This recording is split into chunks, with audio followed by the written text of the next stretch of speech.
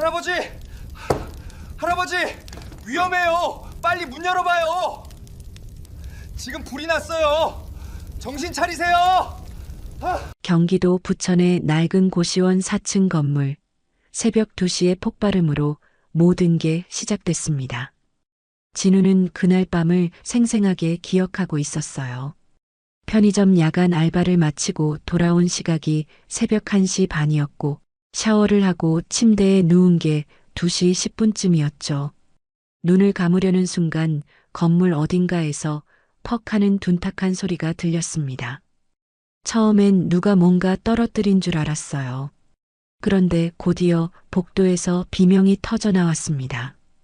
불이야. 누군가의 외침에 진우는 벌떡 일어났죠.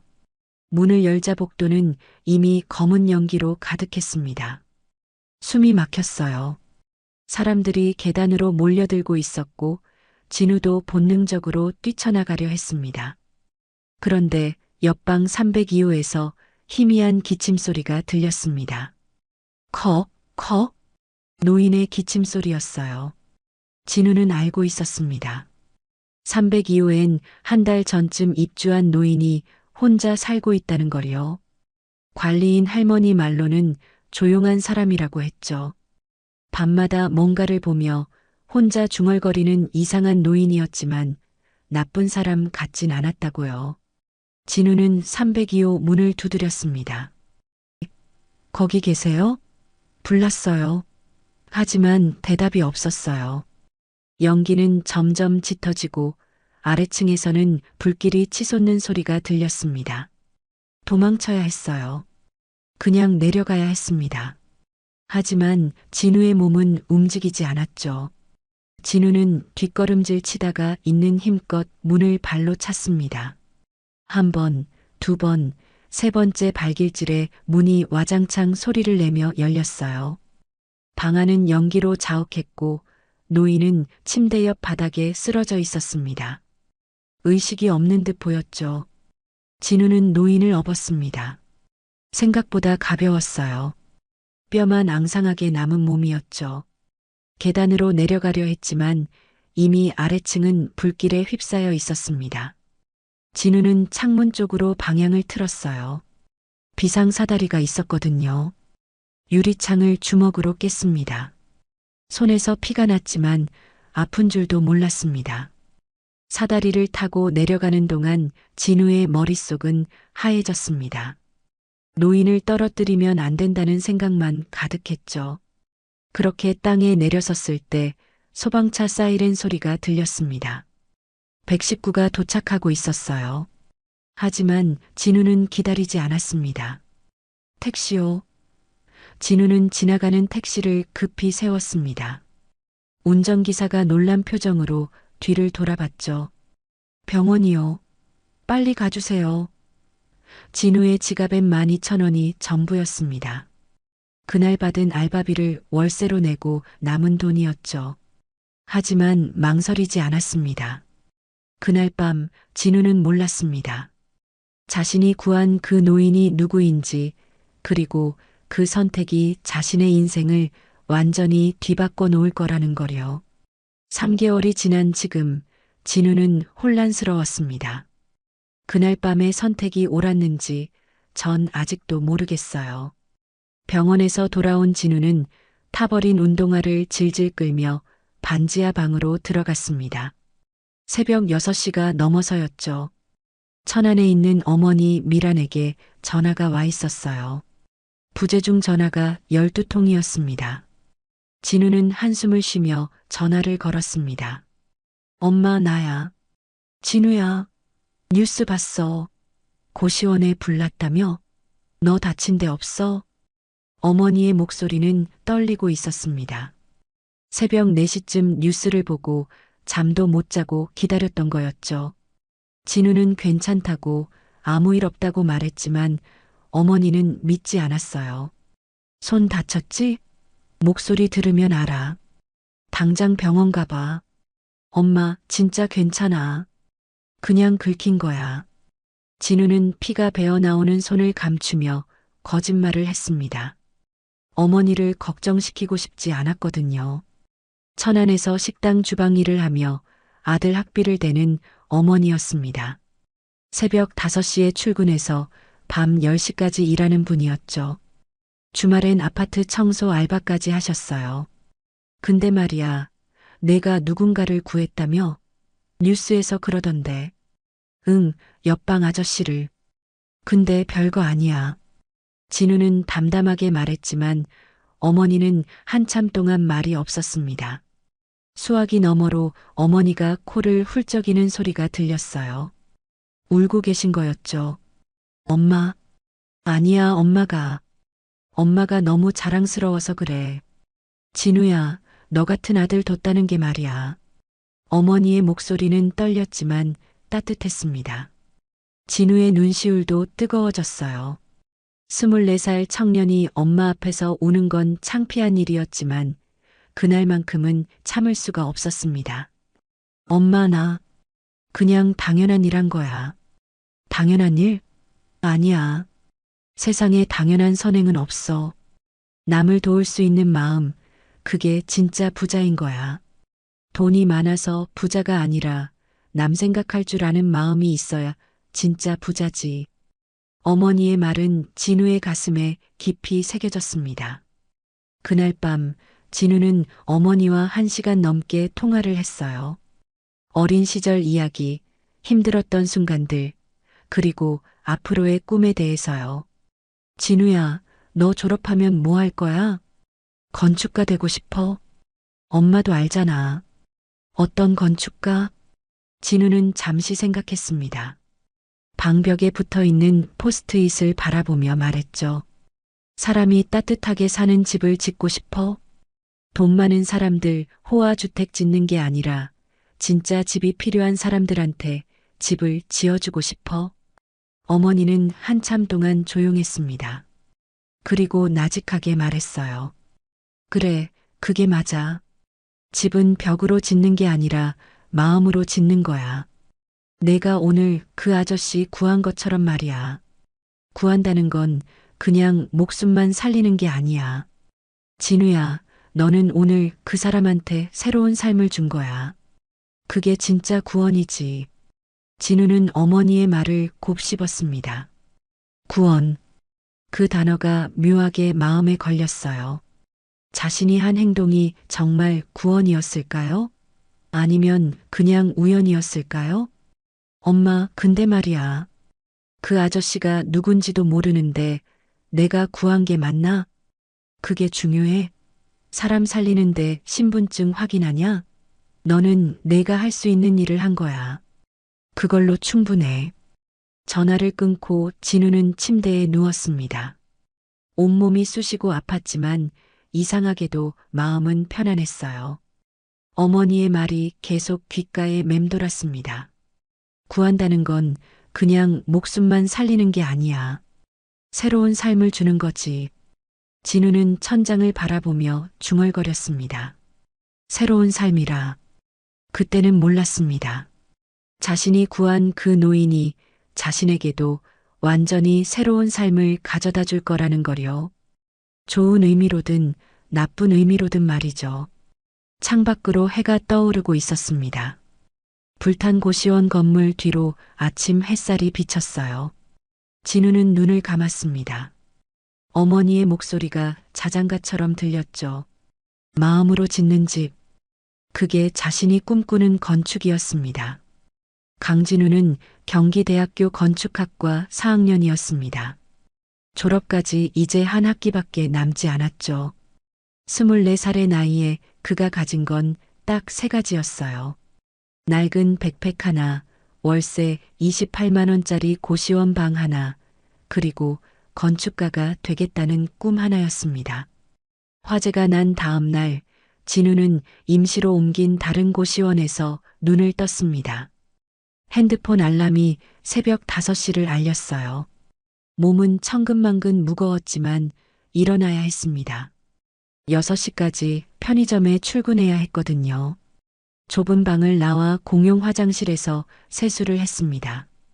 거울에 비친 얼굴은 피곤해 보였어요. 눈 밑엔 다크서클이 짙었고 어제 다친 손엔 밴드를 붙였죠. 손을 씻을 때마다 따끔거렸지만 참아야 했습니다. 편의점까지는 걸어서 15분 거리였습니다. 새벽 공기는 차가웠고 거리는 한산했어요. 진우는 걸으며 생각했습니다. 이번 달 월세는 어떻게 낼까? 화재로 짐을 잃어버렸거든요. 노트북도, 교재도, 옷도 대부분 타버렸죠. 다행히 통장이랑 신분증은 가방에 있었지만 그게 전부였습니다.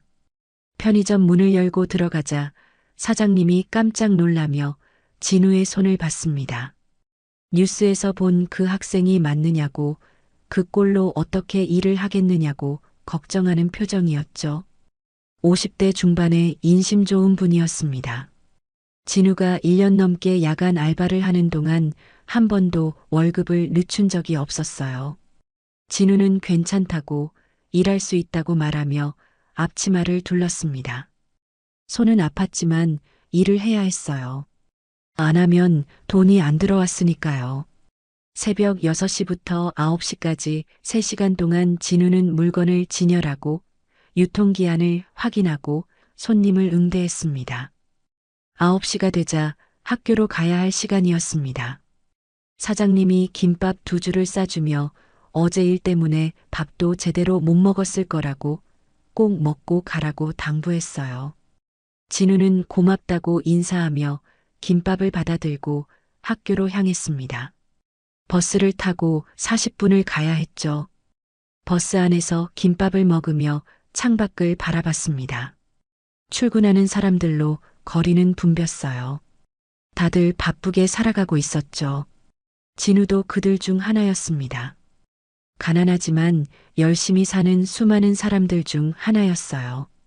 학교에 도착하자 친구들이 몰려들었습니다. 화재 소식을 들었던 거예요. 영웅이 됐다며, 뉴스에서 회장님을 구했다며, 완전 대박이라며 신기해했죠. 진우는 피곤했습니다. 그냥 조용히 넘어가고 싶었어요. 별거 아니야. 그냥 옆방 아저씨 도와준 것뿐이야. 하지만 친구들은 믿지 않았습니다. 재벌 회장이라며, 한빛건설 회장이라며 떠들어댔죠. 진우는 그제야 제대로 알게 됐습니다. 자신이 구한 노인이 건설업계의 거물이라는 걸요. 한빛건설은 국내 굴지의 건설사였습니다. 진우가 건축학과에 다니며 수없이 들었던 회사 이름이었죠. 오전 수업을 듣는 내내 진우는 집중할 수가 없었습니다. 교수님이 설계 이론을 설명하는데도 머릿속은 복잡했어요. 내가 왜 그 사람을 구했을까? 그냥 지나쳤으면 어땠을까? 하지만 곧 고개를 저었습니다. 어머니의 말이 떠올랐거든요. 남을 도울 수 있는 마음이 진짜 부자라는 말이요. 수업이 끝나고 진우는 도서관으로 갔습니다. 졸업 작품 준비를 해야 했거든요. 주제는 저소득층을 위한 공동주거 공간 설계였습니다. 진우가 꿈꾸는 건축이었죠. 돈 많은 사람들을 위한 화려한 건물이 아니라 진짜 집이 필요한 사람들을 위한 따뜻한 공간을 만들고 싶었습니다. 도면을 그리는 내내 진우는 생각했습니다. 어떻게 하면 좁은 공간에서도 사람들이 행복할 수 있을까? 어떻게 하면 가난해도 존엄하게 살 수 있을까? 자신이 사는 고시원처럼 비좁고 어두운 공간이 아니라 햇빛이 들고 사람 냄새가 나는 집을 짓고 싶었어요. 오후 4시 진우는 다시 알바를 나가야 했습니다. 이번엔 배달 알바였죠. 오후 5시부터 밤 10시까지였습니다. 오토바이를 타고 이 집 저 집 음식을 배달했어요. 손은 여전히 아팠지만 참아야 했습니다. 돈을 벌어야 했으니까요. 밤 10시 하루 일과가 끝났습니다. 진우는 녹초가 되어 고시원으로 돌아왔어요. 샤워를 하고 침대에 누웠습니다. 벽에 붙은 포스트잇이 눈에 들어왔죠. 사람이 따뜻하게 사는 집을 짓자. 자신이 직접 쓴 글귀였습니다. 진우는 눈을 감았습니다. 내일도 똑같은 하루가 기다리고 있었어요. 새벽 5시에 일어나서 편의점 알바 가고 학교 가고 또 배달 알바 가는 일상이었죠. 하지만 그게 싫지는 않았습니다. 꿈이 있으니까요. 언젠가는 자신도 사람들에게 따뜻한 집을 지어줄 수 있을 거라는 믿음이 있었으니까요. 그 믿음 하나로 진우는 오늘도 버텼습니다. 그날 오후 진우의 일상은 완전히 뒤집혔습니다. 학교 수업을 마치고 나온 진우는 도서관에 가려던 참이었어요. 졸업 작품 자료를 더 찾아봐야 했거든요. 그런데 학교 정문 앞에 평소와 다른 풍경이 펼쳐져 있었습니다. 검은색 제네시스 한 대가 인도에 멈춰 서 있었습니다. 번호판을 보니 고급 차량이었어요. 학교 앞에 이런 차가 서 있는 건 흔한 일이 아니었죠. 학생들이 수군거리며 차를 쳐다봤습니다. 누가 탔을까? 교수님일까? 아니면 누군가 데리러 온 걸까 하는 표정들이었어요. 진우는 그냥 지나치려 했습니다. 자신과는 상관없는 일이라고 생각했거든요. 그런데 차 문이 열리더니 정장을 입은 중년 남자가 내렸습니다. 50 전후로 보이는 남자였어요. 깔끔하게 넘긴 머리, 각 잡힌 정장, 반짝이는 구두까지 완벽했습니다. 남자는 주변을 둘러보더니 진우를 발견했습니다. 그리고는 곧장 진우 쪽으로 걸어왔어요. 진우는 이상한 느낌이 들었습니다. 설마 나를 찾는 건가? 하지만 그럴 리 없었어요. 자신을 아는 사람이 저런 차를 타고 올 리 없었으니까요. 강진우 학생 맞습니까? 남자가 진우 앞에 섰습니다. 목소리는 정중했지만 어딘가 날카로운 느낌이 있었어요. 진우는 당황했습니다. 네, 그런데요. 제 명함입니다. 남자가 명함을 내밀었습니다. 진우는 명함을 받아들었어요. 거기엔 이렇게 적혀 있었습니다. 한빛건설 비서실장 서정훈. 진우의 손이 미세하게 떨렸습니다. 한빛건설? 자신이 구한 그 노인의 회사였어요. 회장님께서 꼭 뵙고 싶어 하십니다. 지금 시간 되십니까? 서정훈의 말투는 공손했지만 거절할 수 없는 분위기를 풍겼습니다. 진우는 머릿속이 복잡해졌어요. 왜 나를 만나려는 거지? 그냥 감사 인사 한번 하고 끝날 일 아닌가? 주변 학생들이 웅성거리기 시작했습니다. 누군가 속삭이는 소리가 들렸어요. 저 사람 뉴스 나온 애 아냐? 맞아. 회장 구한 학생. 대박. 직접 데리러 왔네. 수군거림이 점점 커졌습니다. 진우는 불편했습니다. 시선이 집중되는 게 싫었거든요. 그냥 조용히 살고 싶었는데 이렇게 주목받는 건 견딜 수가 없었어요. 지금은 좀. 진우가 망설이자 서정훈이 한 발짝 다가섰습니다. 목소리를 낮춰 말했죠. 회장님께서 직접 부탁하셨습니다. 생명의 은인을 꼭 만나고 싶다고요. 오래 걸리지 않습니다. 1시간만 시간 내주시면 됩니다. 진우는 거절할 명분을 찾을 수 없었습니다. 자신이 구한 사람이 만나고 싶다는데 어떻게 거절하겠어요? 게다가 상대는 재벌 회장이었습니다. 거절했다간 예의 없는 사람으로 보일 게 뻔했죠. 알겠습니다. 가겠습니다. 진우의 대답에 서정훈이 만족스러운 표정을 지었습니다.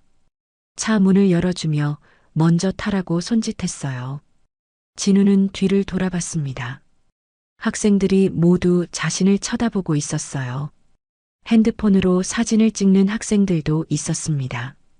진우는 한숨을 쉬며 차에 올랐습니다. 평생 타본 적 없는 고급 세단이었어요. 가죽 시트는 부드러웠고 차 안은 은은한 향수 냄새가 났습니다. 진우가 사는 세계와는 완전히 다른 곳이었죠. 차가 출발했습니다. 서정훈은 조수석에 앉아 앞을 보며 말했어요. 회장님께서 무척 감사해하고 계십니다. 목숨을 구해주신 은혜를 어떻게 갚아야 할지 고민 중이시죠. 진우는 창밖을 보며 대답했습니다. 은혜 같은 거 없어요. 저는 그냥 당연한 일한 거예요. 서정훈이 백미러로 진우를 봤습니다. 눈빛이 묘했어요. 마치 진우를 평가하는 듯한 시선이었죠. 당연한 일이라. 요즘 세상에 그런 말하는 젊은이가 있다니 놀랍군요. 차는 서울 시내를 벗어나 강남 쪽으로 향했습니다. 진우는 점점 불안해졌어요. 어디로 가는 거지? 혹시 이상한 곳은 아니겠지? 하지만 물어볼 용기가 나지 않았습니다. 30분쯤 달렸을까요? 차는 한 대형 병원 앞에 멈췄습니다. VIP 전용 주차장이었어요. 서정훈이 차에서 내려 진우를 안내했습니다. 이쪽입니다. 엘리베이터를 타고 최상층으로 올라갔습니다. VIP 병동이었죠. 복도는 조용했고 간호사들은 모두 정중한 태도로 인사했습니다. 진우는 이곳이 자신이 알던 병원과는 완전히 다른 세계라는 걸 느꼈어요. 서정훈이 한 병실 앞에서 멈춰 섰습니다. 문패엔 아무것도 적혀 있지 않았어요. 그가 노크를 했습니다. 회장님, 강진우 학생 모시고 왔습니다. 안에서 낮은 목소리가 들렸습니다. 들어오게. 문이 열렸습니다. 진우는 숨을 깊이 들이마시고 안으로 들어갔어요. 그 순간 자신의 인생이 완전히 바뀔 거라곤 상상도 못했습니다. 병실 문이 열리자 진우는 잠시 멈칫했습니다. 방 안은 생각보다 넓었어요. 고급 호텔 스위트룸 같았죠. 큰 창문으로 서울 시내가 한눈에 내려다 보였고 침대 옆엔 소파와 테이블이 놓여 있었습니다. 침대에 노인이 앉아 있었습니다. 진우가 그날 밤 구한 바로 그 사람이었어요. 하지만 그날과는 완전히 달라 보였습니다. 깔끔한 환자복을 입고 있었고 안색도 많이 좋아진 상태였죠. 70대 초반으로 보이는 노인이었지만 눈빛만큼은 예리하고 날카로웠습니다. 노인이 진우를 보더니 천천히 고개를 끄덕였습니다. 자네가 나를 구했지? 목소리는 낮고 무게감이 있었습니다. 진우는 긴장한 채로 대답했어요. 네, 그날 밤에. 고시원에서요. 앉게. 노인이 소파를 가리켰습니다. 진우는 조심스럽게 소파에 앉았어요. 서정훈 비서실장은 문 옆에 서서 두 사람을 지켜봤습니다. 분위기가 묘하게 긴장됐어요. 노인은 한참 동안 진우를 바라봤습니다. 마치 뭔가를 확인하려는 듯한 시선이었죠. 진우는 불편했습니다. 왜 이렇게 쳐다보는 걸까? 얼굴에 뭐라도 묻었나? 이름이 뭔가? 강진우입니다. 나이는 24입니다. 학교는 경기대 건축학과요. 노인의 질문은 계속됐습니다. 어머니는 어디 계시느냐? 아버지는 어떻게 되셨느냐? 고향은 어디냐? 형제는 있느냐? 마치 신원 조회를 하는 것 같았어요. 진우는 점점 답답해졌습니다. 왜 이런 걸 물어보는 거지? 어머니는 충남 천안에 계십니다. 아버지는 제가 어릴 때 돌아가셨어요. 그 말에 노인의 표정이 미세하게 변했습니다. 뭔가 생각에 잠기는 듯한 표정이었죠. 진우는 그 변화를 놓치지 않았어요. 하지만 무슨 의미인지는 알 수 없었습니다. 노인이 서정훈을 봤습니다. 비서실장이 알아듣고 서랍에서 두툼한 봉투를 꺼냈어요. 그리고는 테이블 위에 놓았습니다. 진우는 봉투를 봤습니다. 뭔가 불길한 예감이 들었죠. 이건 보답이야. 5천만 원 들어있어. 자네 덕분에 내가 살았으니 당연히 받아야지. 노인의 말에 진우는 깜짝 놀랐습니다. 5천만 원? 그건 진우가 1년 동안 알바를 해도 모을 수 없는 돈이었어요. 아니, 2년을 일해도 모으기 힘든 금액이었죠. 손이 저절로 떨렸습니다. 하지만 진우는 고개를 저었습니다. 받을 수 없어요. 전 돈 받으려고 구한 게 아니에요. 돈 받으려고 구한 게 아니라는 건 나도 알아. 하지만 은혜는 갚아야지. 이건 보답이야, 거래가 아니고. 노인의 목소리엔 강압적인 느낌이 묻어났습니다. 마치 거절을 용납하지 않겠다는 듯한 어조였어요. 진우는 당황했습니다. 어떻게 해야 하지? 회장님, 정말 감사하지만 받을 수 없습니다. 저는 당연한 일을 한 것뿐이에요. 옆방에 사람이 있는데 그냥 지나칠 순 없잖아요. 진우의 말에 노인은 웃음을 터뜨렸습니다. 하지만 그 웃음엔 온기가 없었어요. 차갑고 쓸쓸한 웃음이었죠. 당연한 일? 요즘 세상에 당연한 일을 하는 사람이 어디 있나? 다들 자기 살기 바쁜데 말이야. 노인이 봉투를 밀었습니다. 진우 쪽으로요. 하지만 진우는 손도 대지 않았어요. 받으면 안 된다는 생각이 강하게 들었습니다. 왜 그런지는 몰랐지만 본능적으로 거부감이 들었거든요. 밖에 자네 사정도 넉넉하지 않은 것 같은데 이 돈이면 학비도 내고 생활도 좀 나아질 거야. 노인의 말은 맞았습니다. 진우는 돈이 절실했어요. 학비는 대출받았고 생활비는 알바로 겨우 충당하고 있었죠. 5천만 원이면 졸업할 때까지 여유롭게 살 수 있었습니다. 심지어 어머니께 용돈도 드릴 수 있었어요. 하지만 받을 수 없었습니다. 진우의 자존심이 허락하지 않았거든요. 사람을 구하고 돈을 받는다? 그건 진우가 생각하는 삶의 방식이 아니었습니다. 어머니가 가르쳐준 가치관도 아니었죠. 죄송하지만 정말 받을 수 없습니다. 마음만 감사히 받겠습니다.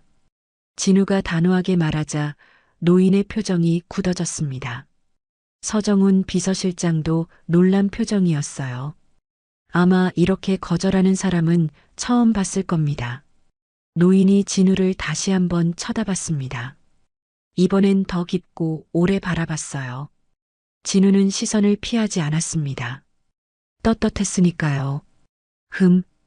재미있는 친구로군. 그럼 이렇게 하지. 돈은 나중에 받고 오늘은 식사나 하게. 은인한테 밥 한 끼 대접하는 건 괜찮겠지? 진우는 고민했습니다. 식사 정도는 괜찮을까? 하지만 그것도 부담스러웠어요. 이 사람과 가까워지고 싶지 않았거든요. 왜 그런지는 모르겠지만 뭔가 불편한 느낌이 계속 들었습니다. 오늘은 알바가 있어서요. 다음에 기회가 되면. 진우가 둘러대자 노인이 손을 저었습니다. 알겠네. 바쁜 사람 붙잡아둘 순 없지. 그럼 가보게. 진우는 자리에서 일어났습니다. 인사를 하고 문 쪽으로 걸어갔어요. 그런데 노인의 목소리가 등 뒤에서 들렸습니다. 자네 어머니, 이름이 뭔가? 진우는 돌아봤습니다. 왜 어머니 이름을 물어보는 거지? 이상했어요. 김미란입니다. 노인의 얼굴이 순간 굳어졌습니다. 마치 귀신이라도 본 듯한 표정이었죠. 진우는 그 변화를 똑똑히 봤습니다. 분명 뭔가 있었어요. 하지만 노인은 곧 표정을 감추고 고개를 끄덕였습니다. 그래, 좋은 이름이군. 잘 가게. 진우는 병실을 나왔습니다. 복도를 걸으며 생각했어요. 뭔가 이상했습니다. 노인의 질문들, 어머니 이름을 물었을 때의 표정, 모든 게 석연치 않았죠. 하지만 뭐가 이상한지는 알 수 없었습니다. 엘리베이터를 타고 내려가며 진우는 후회했습니다. 5천만 원을 거절한 게 맞는 걸까? 하지만 곧 고개를 저었어요. 어머니의 목소리가 떠올랐거든요. 남을 도울 수 있는 마음이 진짜 부자야. 맞습니다. 돈보다 중요한 게 있었어요. 병원을 나와 버스 정류장으로 걸어가는 진우의 마음은 복잡했습니다. 병원을 나온 다음 날 진우의 세상이 완전히 달라졌습니다. 아침 6시 편의점 알바를 가려고 고시원을 나서는데 낯선 사람들이 건물 앞에 서 있었어요. 카메라를 든 사람들, 마이크를 든 사람들, 그리고 호기심 어린 눈빛으로 자신을 바라보는 사람들이었죠. 강진우 씨, 잠깐만요. 한 여자가 달려왔습니다. 리포터 완장을 차고 있었어요. 뒤따라 카메라 기자도 함께 왔죠.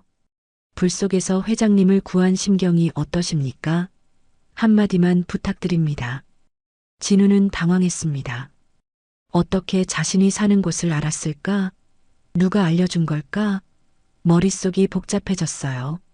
죄송한데 저 지금 출근해야 해서.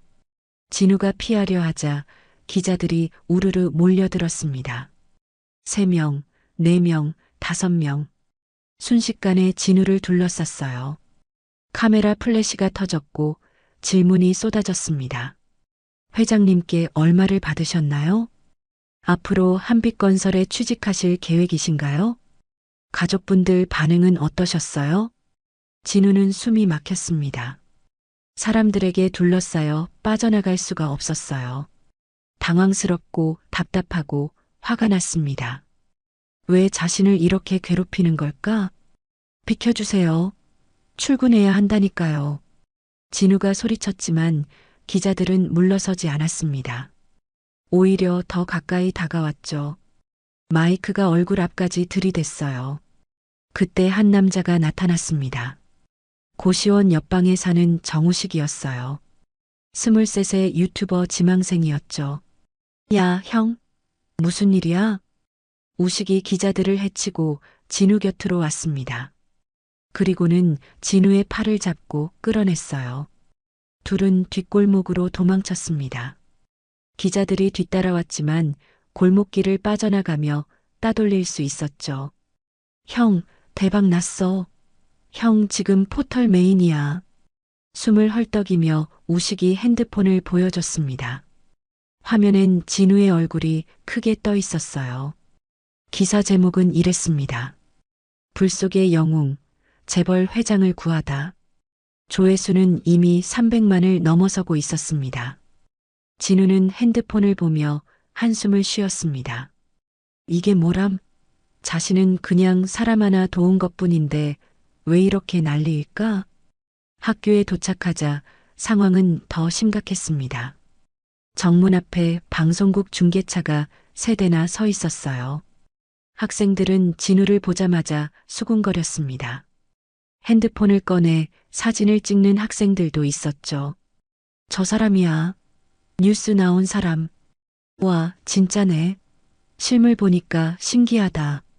사진 같이 찍어도 돼요? 학생들이 몰려들었습니다. 진우는 도망치듯 건물 안으로 들어갔어요. 하지만 복도에서도 강의실에서도 심지어 화장실에서도 사람들의 시선을 피할 수 없었습니다. 수업 중에도 마찬가지였습니다. 교수님조차 진우를 쳐다봤어요. 학생들은 수업에 집중하지 못하고 자꾸 진우를 돌아봤죠. 진우는 견딜 수가 없었습니다. 이게 무슨 고문인가 싶었어요. 점심시간 진우는 학교 뒤편 벤치에 혼자 앉았습니다. 사람들을 피해 숨은 거였죠. 도시락을 꺼내 먹으려는데 핸드폰이 울렸습니다. 어머니였어요. 엄마, 나야. 진우야, 너 뉴스 또 나왔더라. 괜찮아? 어머니의 목소리엔 걱정이 가득했습니다. 진우는 괜찮다고 말했지만 목소리는 떨렸어요. 응, 괜찮아. 그냥 좀 정신없어. 사람들이 많이 물어보니? 응, 좀. 진우는 솔직하게 말할 수가 없었습니다. 어머니를 걱정시키고 싶지 않았거든요. 하지만 어머니는 아들의 목소리만 들어도 알 수 있었습니다. 힘들지? 엄마가 알아. 그래도 조금만 참아. 곧 잊혀질 거야. 세상 사람들은 금방 다른 걸로 관심 옮기니까. 어머니의 위로가 조금은 마음을 편하게 해줬습니다. 진우는 고맙다고 말하고 전화를 끊었어요. 오후 수업을 마치고 나오니 정문 앞에 또 기자들이 있었습니다. 진우는 뒷문으로 빠져나갔어요. 하지만 거기에도 기자가 한 명 있었죠. 도망칠 곳이 없었습니다. 배달 알바를 하는 동안에도 마찬가지였습니다. 배달을 가면 손님들이 알아봤어요. 너 뉴스 나온 그 학생이지? 맞아요. 사인 받아도 돼요? 우리 딸이 팬이래. 사진 한 장만. 진우는 웃으며 응대했지만 속으로는 지쳐갔습니다. 사람들의 관심이 이렇게 무거운 줄 몰랐어요. 그냥 조용히 살고 싶었는데 이젠 그게 불가능해졌습니다. 밤 10시 알바를 마치고 고시원으로 돌아오는 길이었습니다. 어둑한 골목길을 걷는데 누군가 뒤를 따라오는 느낌이 들었어요. 진우는 뒤를 돌아봤습니다. 한 남자가 서 있었죠. 강진우 씨 맞죠? 남자는 정장을 입고 있었지만 서정훈 비서실장과는 느낌이 달랐습니다. 뭔가 음산한 분위기였어요. 누구세요? 진우가 물었지만 남자는 대답하지 않았습니다. 그냥 봉투 하나를 내밀었어요. 진우는 받지 않았습니다. 이게 뭔데요? 열어보시면 알아요. 진실을 알고 싶으면 말이죠. 남자는 봉투를 바닥에 떨어뜨리고 사라졌습니다. 진우는 떨리는 손으로 봉투를 집었어요. 안에는 사진 한 장과 메모가 있었습니다. 사진 속엔 어머니와 한태준 회장이 함께 있었어요. 젊은 시절의 사진이었죠. 메모엔 이렇게 적혀 있었습니다. 당신이 구한 그 사람, 정말 모르는 사람일까요? 진우의 손이 떨렸습니다. 이게 무슨 의미지? 어머니와 회장이 아는 사이라는 건가?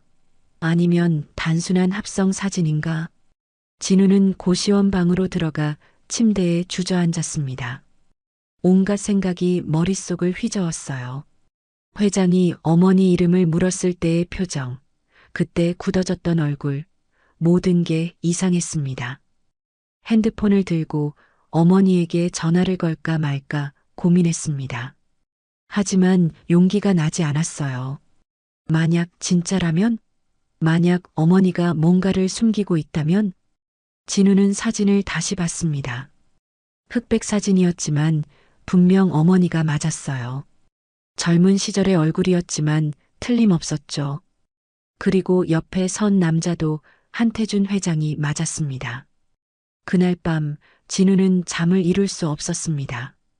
다음 날 아침 진우는 우식의 전화에 잠이 깼습니다. 큰일 났다며 당장 나오라는 목소리였어요. 흥분으로 가득한 톤이었죠.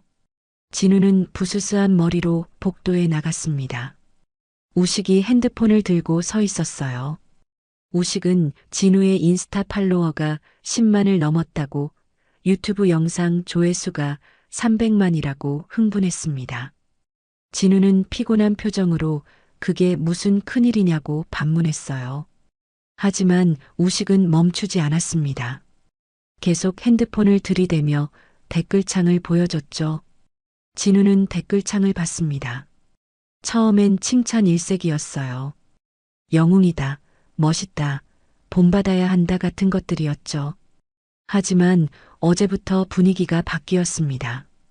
회장이 왜 고시원에 살았느냐는 의심, 둘이 원래 아는 사이 아니냐는 추측, 불륜 자식이 아니냐는 악플, 돈을 얼마나 받았을지 궁금해하는 댓글들이 쏟아졌어요. 진우는 핸드폰을 밀어냈습니다. 보고 싶지 않았어요. 사람들이 왜 이런 악플을 다는 건지 이해할 수 없었죠. 우식은 궁금하다는 표정으로 물었습니다. 회장이 왜 고시원에 살았냐고, 그것도 이렇게 허름한 곳에서 말이에요. 진우는 대답할 수 없었습니다. 자신도 궁금했으니까요. 왜 재벌 회장이 고시원에 살았을까? 분명 이유가 있을 텐데 그게 뭘까? 진우는 모르겠다고, 자신도 궁금하다고 말했어요. 우식은 계속 물었습니다. 혹시 회장과 진짜 아는 사이냐고, 인터넷에서 난리라고, 진우가 회장 숨겨둔 핏줄이라는 소문도 있다고 말했어요. 진우는 화가 났습니다. 우식은 친구인데 이런 질문을 하다니요. 진우는 헛소리 믿지 말라고, 자신은 그 사람 처음 봤다고, 화재 전까지는 얼굴도 몰랐다고 말했습니다. 우식은 알았다며 손사래를 쳤습니다. 그냥 궁금해서 물어본 거라고 했죠. 하지만 진우는 불쾌했어요. 친구조차 의심한다면 다른 사람들은 오죽할까? 학교에 가는 길 편의점에 들렀습니다. 아침 김밥을 받으러 갔는데 사장님 표정이 심상치 않았어요. 진우가 요즘 괜찮으냐고 물으며 인터넷에 이상한 소문들이 도는데 신경 쓰지 말라고, 다 헛소리라고 위로했습니다. 사장님의 말이 고마웠지만 동시에 서글펐습니다. 이제 동네 사람들도 다 알고 있구나 싶었죠. 학교에 도착하자 분위기는 더 이상했습니다. 학생들이 진우를 보는 눈빛이 어제와 달랐어요. 호기심 어린 시선이 아니라 의심 가득한 시선이었죠. 저 사람 진짜 회장 아들 아니냐는 속삭임, 아니면 왜 그렇게 챙겨주겠느냐는 수군거림, 돈도 엄청 받았다는 소문이 들렸습니다. 진우는 외면했어요. 들은 척도 하지 않았죠. 하지만 마음은 무거웠습니다. 이게 영웅 대접을 받는 기분인가? 아니었어요. 이건 고문이었습니다. 오후에 병원 근처를 지나가게 됐습니다. 졸업작품 자료를 찾으러 시내에 갔다가 우연히 근처를 지나간 거였죠. 그런데 병원 앞에서 낯익은 얼굴을 봤습니다. 박금자 간호조무사였어요. 회장이 입원한 병동에서 일하는 분이었죠. 금자는 진우를 보자마자 환하게 웃으며 왜 왔느냐고 물었습니다. 진우가 그냥 지나가다가라고 대답하자 금자는 잘 됐다며 지금 쉬는 시간이라고 커피 한 잔 하자고 말했어요. 대답도 듣기 전에 진우의 팔을 끌었습니다. 근처 카페로 데려갔죠. 진우는 거절할 틈도 없었습니다. 카페에 앉자마자 금자는 입을 열었습니다. 진우가 요즘 소문이 엄청난다고 괜찮으냐고 물었어요. 진우가 대충 넘어가려 하자 금자는 사람들이 이상한 소리 많이 하는데 신경 쓰지 말라고, 자신은 봤다고, 진우가 진짜 착한 사람이라는 걸 알고 있다고 말했습니다. 그날 회장에게 돈 거절한 걸 몰래 들었다고요. 금자는 5천만 원이나 주는데 거절하다니 요즘 젊은 사람들 중에 그런 사람 없다며 진우를 칭찬했습니다. 다들 돈 보면 눈 돌아가는데 말이라고요. 하지만 금자는 곧 목소리를 낮췄습니다. 회장이 요즘 좀 이상하다고 말했어요. 진우가 어떻게 이상하냐고 묻자 금자는 밤마다 사진 보면서 운다고 했습니다. 처음엔 손녀 사진인 줄 알았는데 아닌 것 같다고, 젊은 여자 사진이더라고 말했어요. 진우의 심장이 두근거렸습니다. 혹시 그 사진이? 금자는 계속 말했습니다. 회장이 진우의 이름을 자꾸 중얼거린다고, 뭔가 고민하는 것 같다고 했어요. 그리고 며칠 전엔 서정훈 비서실장에게 뭔가 알아보라고 했다고, 누구 신상 조회하는 것 같았다고 말했습니다. 진우가 누구냐고 묻자 금자는 잘 못 들었다며 김미랑 같은 이름이었다고 대답했어요. 진우는 숨이 멎는 것 같았습니다. 김미란. 그건 어머니 이름이었어요. 회장이 어머니를 조사하고 있다고? 금자가 혹시 아는 사람이냐고 물었지만 진우는 대답할 수 없었습니다. 머릿속이 하얘졌거든요. 왜 어머니를 조사하는 거지? 금자는 주변을 둘러보고 나서 더 낮은 목소리로 속삭였습니다. 제일 이상한 건 회장이 진우를 보고 미란이 닮았다고 중얼거렸다는 거였어요. 혹시 진우 어머니 이름이 미란이냐고 물었습니다. 진우는 대답하지 않았습니다. 대답할 수가 없었어요. 모든 게 맞아떨어지고 있었습니다. 어젯밤 받은 사진, 회장의 이상한 질문들, 그리고 지금 금자의 말까지요. 금자가 걱정스럽게 얼굴이 왜 그러냐고, 괜찮으냐고 물었습니다. 진우는 자리에서 일어났어요. 먼저 가봐야 할 것 같다고 말하고 카페를 나왔습니다. 걸으며 생각했어요. 이제 확실해졌습니다. 회장과 어머니는 분명 아는 사이였어요. 그것도 단순히 아는 사이가 아니라 뭔가 깊은 관계였던 것 같았죠. 진우는 핸드폰을 꺼냈습니다. 어머니에게 전화를 걸어야 했어요. 이제는 물어봐야 했습니다. 진실이 무엇인지 말이에요. 진우의 일상은 하루아침에 뒤바뀌었습니다. SNS는 폭발했고 진우는 원치 않는 유명인이 됐어요. 인스타그램 팔로워는 이틀 만에 15만을 돌파했습니다. 진우가 올린 적도 없는 사진들이 인터넷에 떠돌았죠. 고등학교 졸업사진, 대학 MT 사진, 심지어 어머니와 찍은 어린 시절 사진까지 누군가 퍼날랐어요. 댓글은 수천 개씩 달렸습니다. 와, 진짜 착해 보인다. 이런 남자가 진짜 남자지. 나도 저런 남자친구 만나고 싶다. 칭찬은 달콤했지만 동시에 독이었습니다. 진우는 핸드폰을 볼 때마다 불편했어요. 자신의 사생활이 낱낱이 공개되는 기분이었거든요.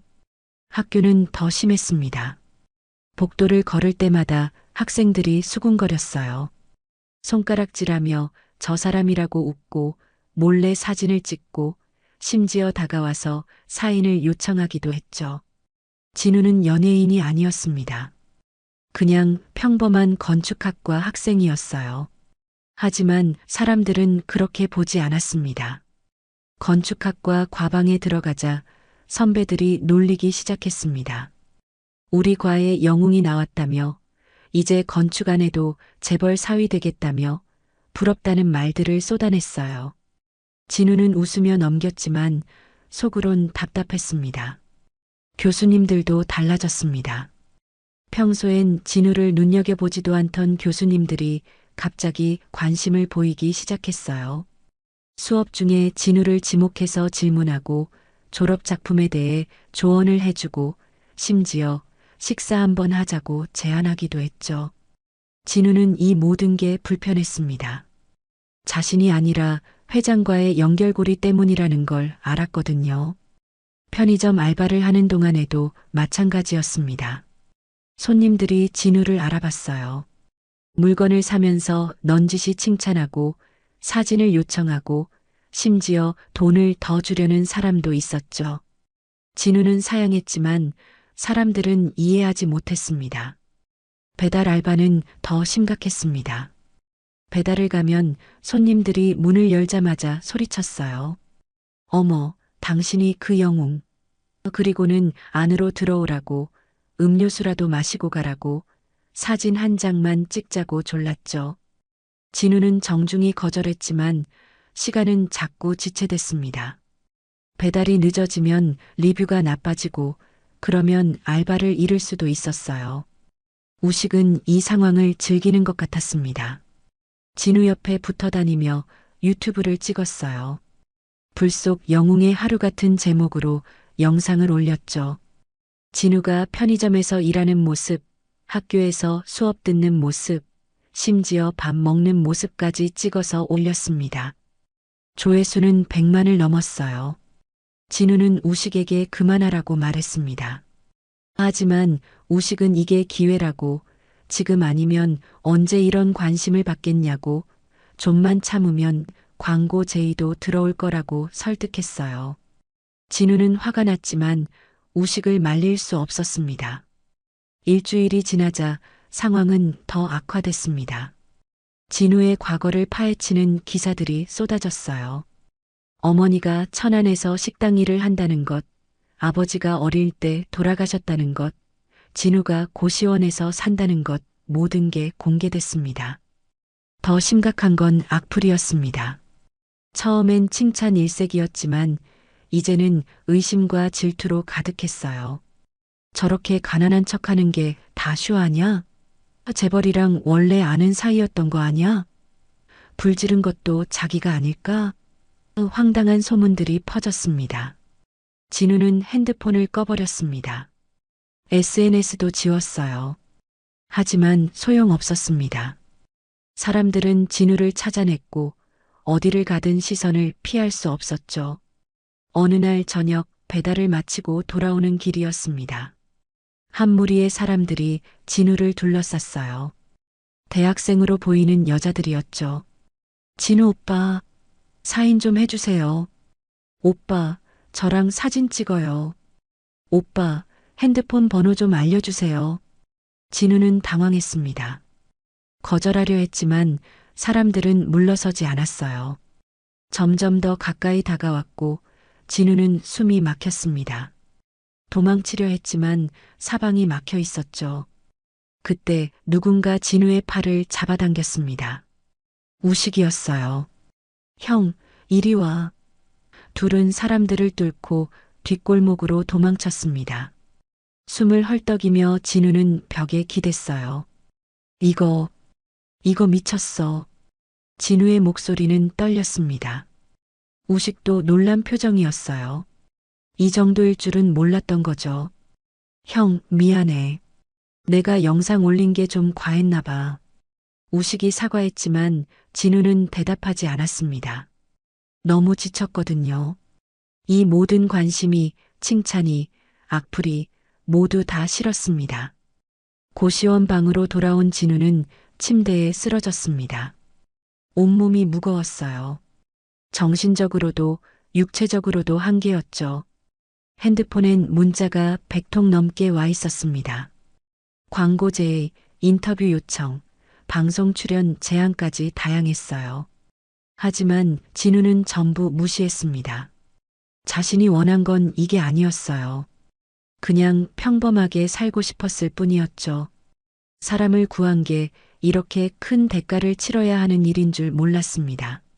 진우는 벽에 붙은 포스트잇을 봤습니다. 사람이 따뜻하게 사는 집을 짓자. 자신의 글씨였죠. 하지만 지금 자신은 따뜻하지 않았습니다. 차갑고 외롭고 지쳐 있었어요. 그날 밤 진우는 처음으로 생각했습니다. 그날 밤 그냥 지나쳤더라면 어땠을까? 노인을 구하지 않았더라면 이런 고통은 없었을 텐데. 하지만 곧 고개를 저었어요. 그건 자신이 아니었으니까요. 일주일 후 진우에게 다시 연락이 왔습니다. 서정훈 비서실장이었어요. 핸드폰 너머로 들려오는 목소리는 정중했지만 거절할 수 없는 분위기를 풍겼습니다. 회장이 꼭 다시 만나고 싶어 한다고, 중요한 제안이 있다고, 이번엔 거절하지 말아달라고 말했어요. 진우는 거절하고 싶었지만 할 수 없었습니다. 이미 한 번 거절했는데 또 거절하면 예의가 아니라고 생각했거든요. 다음 날 오후 진우는 다시 병원으로 갔습니다. 이번엔 VIP 병동이 아니라 회장 개인 사무실이었어요. 병원 최상층에 있는 특별실이었죠. 진우가 들어서자 회장이 창가에 서 있었습니다. 서울 시내를 내려다보며 뭔가 생각에 잠긴 표정이었어요. 회장은 진우를 보더니 천천히 돌아섰습니다. 표정이 지난번과 달랐어요. 더 온화해 보였지만 동시에 더 날카로웠습니다. 뭔가 결심한 사람의 눈빛이었죠. 회장이 소파를 가리키며 앉으라고 했습니다. 진우는 조심스럽게 앉았어요. 서정훈 비서실장이 차를 내왔지만 진우는 손도 대지 않았습니다. 긴장했거든요. 회장이 입을 열었습니다. 오래 생각했다고, 진우 같은 인재를 그냥 보낼 수 없다고 말했어요. 그래서 제안을 하나 하겠다고 했습니다. 한빛건설 인턴으로 들어오지 않겠느냐고요. 졸업 후 바로 정규직 전환이 가능하고 연봉은 1억을 보장한다고 했습니다. 1억. 진우에게는 상상할 수 없는 금액이었습니다. 어머니가 5년을 일해도 못 버는 돈이었죠. 그 돈이면 어머니가 더 이상 고생하지 않아도 됐어요. 천안의 낡은 집을 벗어나 좋은 아파트로 이사할 수도 있었습니다. 하지만 진우는 망설였습니다. 뭔가 이상했거든요. 왜 이렇게까지 자신을 챙기는 걸까? 목숨을 구해줬다고 해도 이 정도는 과한 거 아닐까? 회장은 진우의 망설임을 눈치챘습니다. 그리고는 더 구체적인 조건을 제시했어요. 기숙사를 제공하겠다고, 학비도 전액 지원하겠다고, 심지어 어머니를 위한 생활비까지 매달 지급하겠다고 말했습니다. 진우는 더욱 혼란스러웠습니다. 이건 제안이 아니라 회유였어요. 아니, 거의 매수에 가까웠죠. 왜 이러는 걸까? 뭘 원하는 걸까? 회장이 다시 물었습니다. 어머니가 천안에서 식당 일을 한다며 힘들지 않으냐고, 아들이 이렇게 성공하면 어머니도 편해질 텐데 왜 거절하느냐고 말했어요. 진우는 그 말에 가슴이 찔렸습니다. 맞는 말이었거든요. 하지만 회장의 다음 질문이 모든 걸 바꿨습니다. 자네 어머니, 대학은 어디를 나왔나? 진우는 당황했습니다. 왜 어머니 학력을 묻는 걸까? 충남대학교요. 왜 그러시는데요? 회장의 얼굴이 굳어졌습니다. 예상했던 대답을 들은 듯한 표정이었어요. 손이 미세하게 떨렸습니다. 전공은? 국문학이요. 회장은 한숨을 쉬었습니다. 깊고 무거운 한숨이었죠. 그리고는 창밖을 바라봤어요. 한참 동안 말이 없었습니다. 진우는 점점 불안해졌습니다. 뭔가 잘못되고 있었어요. 회장의 태도가 이상했습니다. 단순한 호의가 아니라 뭔가 다른 목적이 있는 것 같았어요. 회장이 다시 진우를 봤습니다. 이번엔 눈빛이 달랐어요. 마치 오래된 죄책감과 그리움이 뒤섞인 표정이었죠. 자네 어머니 이름이 김미란이라고 했지? 네. 혹시 어머니가 20년 전에 서울에 산 적 있나? 진우의 심장이 빠르게 뛰었습니다. 이건 단순한 질문이 아니었어요. 뭔가 확인하려는 거였죠. 잘 모르겠어요. 어머니가 젊었을 때 이야기는 안 하셔서. 회장은 고개를 끄덕였습니다. 그리고는 서랍에서 낡은 사진 한 장을 꺼냈어요. 진우에게 내밀며 물었습니다. 이 사람, 자네 어머니 아닌가? 진우는 사진을 봤습니다. 흑백 사진이었어요. 젊은 여자가 웃고 있었죠. 진우는 숨이 멎었습니다. 그건 어머니였어요. 20대 초반의 어머니 모습이었습니다. 이게 어떻게? 진우가 떨리는 목소리로 물었습니다. 회장은 사진을 다시 가져가며 말했어요. 나도 자네 어머니를 알았네. 그 한마디에 진우의 머릿속이 하얘졌습니다. 안다고? 어떻게? 언제부터? 왜 지금까지 말하지 않았던 걸까? 회장이 계속 말했습니다. 자신과 진우 어머니가 20년 전에 알던 사이라고, 하지만 오랫동안 연락이 끊겼다고, 그래서 확인하고 싶었다고 말했어요. 진우를 처음 봤을 때부터 낯이 익었다고, 미란이를 닮았다고 생각했다고 했습니다. 진우는 혼란스러웠습니다. 이게 무슨 소리지? 어머니와 회장이 아는 사이였다고? 그럼 자신을 구한 게 우연이 아니라는 건가? 그럼 저를 챙기시는 게 어머니 때문인가요? 진우의 질문에 회장은 대답하지 않았습니다. 침묵이 흘렀어요. 그 침묵이 모든 걸 말해주고 있었습니다. 진우는 자리에서 일어났습니다. 더 이상 여기 있을 수 없었어요. 모든 게 거짓말 같았습니다. 자신이 영웅이라는 칭찬도, 언론의 관심도, 회장의 제안도 전부 다 가짜였어요. 진실은 따로 있었습니다. 진우는 회장을 똑바로 봤습니다. 그리고 단호하게 말했어요. 죄송하지만 제안은 거절하겠습니다. 그리고 다시는 저를 찾지 마세요. 진우는 돌아서서 문을 향해 걸었습니다. 서정훈 비서실장이 말리려 했지만 소용없었어요. 진우는 문을 박차고 나갔습니다. 복도를 걸으며 진우는 눈물을 참았습니다. 화가 났어요. 어머니에게도 회장에게도 이 모든 상황에게도 화가 났습니다. 자신의 인생이 조종당하고 있다는 느낌이 들었거든요.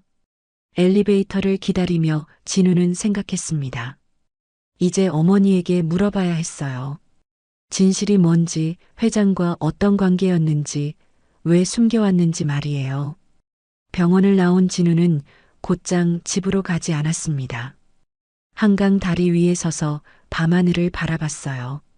차가운 바람이 얼굴을 스쳤지만 정신을 차릴 수가 없었습니다. 회장과 어머니의 관계, 자신을 향한 이상한 집착, 모든 게 의문투성이었죠. 핸드폰이 울렸습니다. 어머니였어요. 진우는 받지 않았습니다. 지금 어머니와 통화할 자신이 없었거든요. 뭐라고 물어봐야 할지, 어떻게 반응해야 할지 몰랐습니다. 고시원으로 돌아오니 자정이 넘어 있었습니다. 복도는 조용했고 형광등만 깜빡거렸어요. 방문을 열려는데 우편함에 편지가 꽂혀 있었습니다. 발신자 없는 갈색 봉투였죠.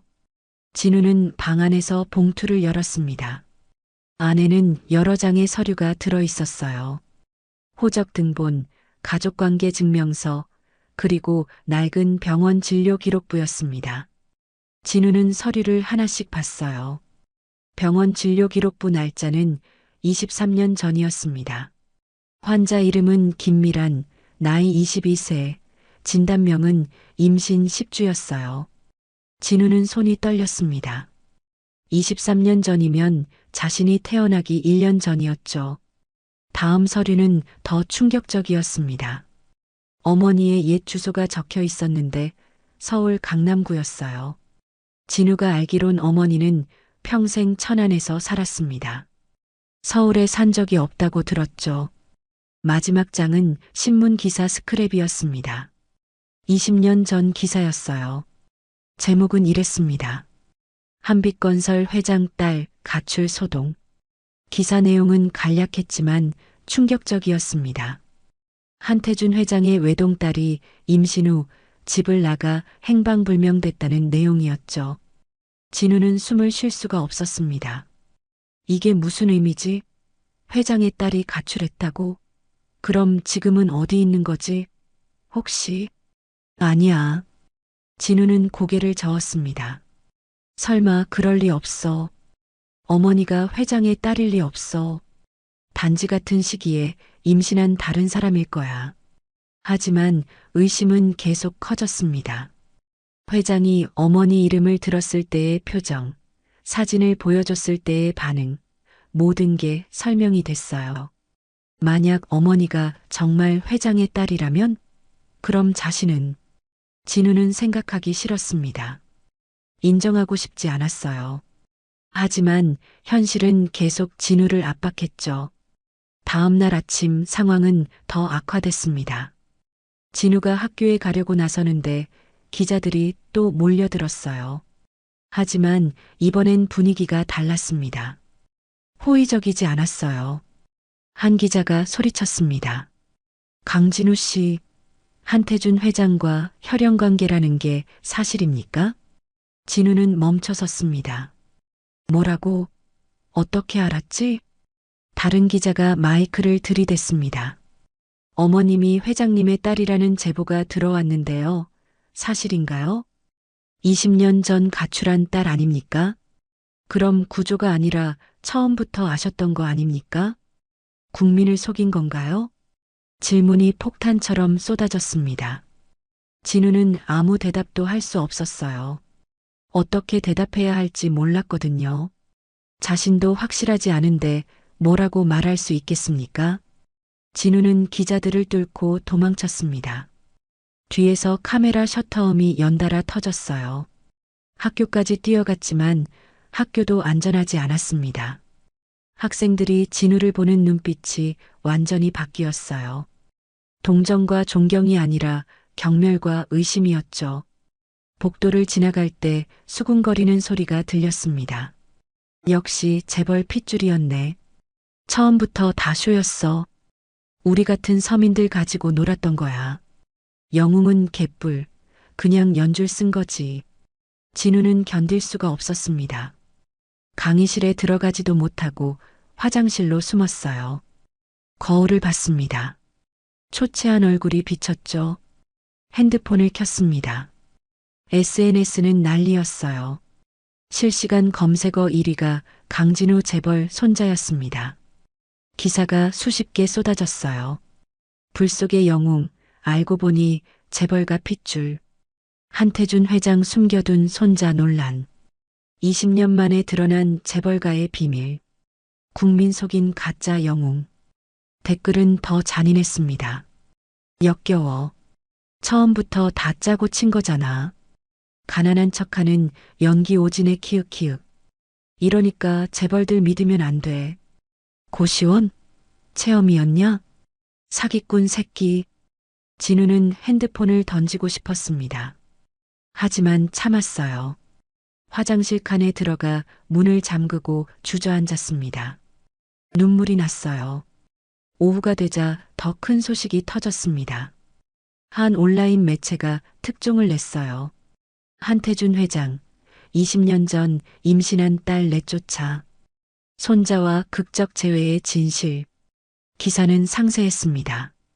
회장이 딸의 임신을 알고 낙태를 강요했다는 것, 딸이 거부하자 집에서 쫓아냈다는 것, 20년 동안 연락이 끊겼다는 것까지 전부 나왔어요.